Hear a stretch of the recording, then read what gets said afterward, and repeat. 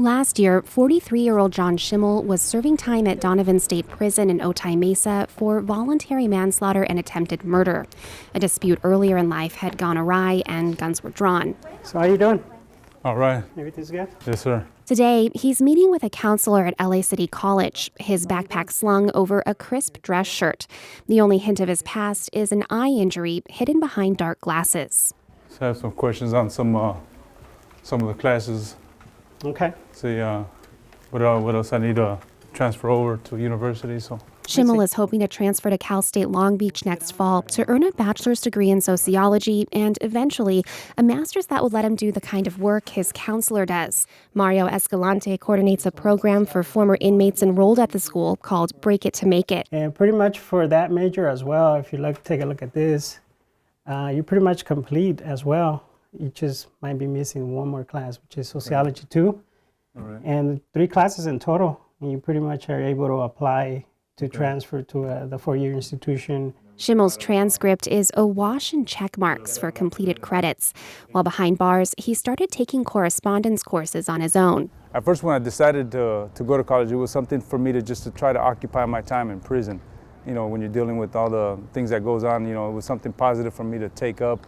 And at the same time, it was something to see if I could actually do it. Schimmel barely passed the first course, but he eventually earned 4 associate's degrees this way. After a while, it just became a habit. And then when I realized the opportunities that I could actually take with education and use that to apply it in my life and actually make something of myself later on, it became something of an ambition. That ambition is hard to miss, but Schimmel says it alone wouldn't have been enough to sustain him outside of prison. Toward the end of his time at Donovan, he began taking classes alongside other inmates with in-person professors. Southwestern College started offering the rare face-to-face classes in 2016 under a pilot program that extended some financial aid to prisoners called Second Chance Pell Grant. Schimmel says that's when he learned to ask for help. A lot of times, you know, being incarcerated for so long, we don't like asking for help. You know, we try to, you know, we become real machoistic where we're like, I don't like, I'll figure it out on my own. So I think developing that habit as far as going to school and you're asking professors for some kind of guidance or some kind of help, I think it becomes a natural thing where you don't feel embarrassed or feel prideful to ask for help when you need help. Now, Schimmel's days are structured around asking for help. From City College, he drives downtown along streets that have changed a bit since he was convicted 18 years ago. In 1,000 feet, turn left onto West 6th Street. Schimmel arrives at a nonprofit called Chrysalis for his regular check-in with job counselor Marlene Munoz. And you said you're driving right now to jobs, right? Right. Yeah? Okay, so have you heard of the direct hire job board? Munoz has already set him up with a transitional job doing roadside work for the city.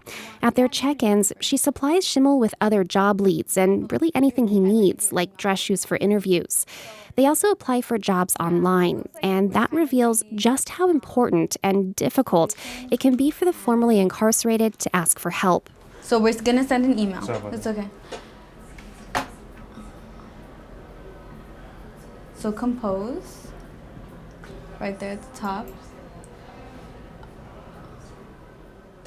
Okay, let me see the mouth. Okay. Like a lot of former inmates, Schimmel missed out on years of using computers. Do you remember how to copy and paste? Poor computer literacy is just one hurdle on a long list of disadvantages that help explain why many former inmates fall into old habits. More than 60% of people released from prison are arrested again within 3 years. About 50% return to custody.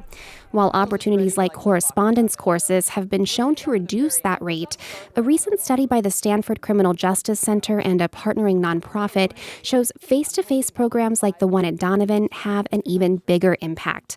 They cut the recidivism rate for participants in half. And now you can just hit send. Yeah, you did it right. Schimmel is doing his best to keep busy. After his meeting with Munoz, it's on to homework and the gym. My mom always said I was a child with so much energy, so at least now I'm using that for the right purpose, right? Megan Burks, KPBS News.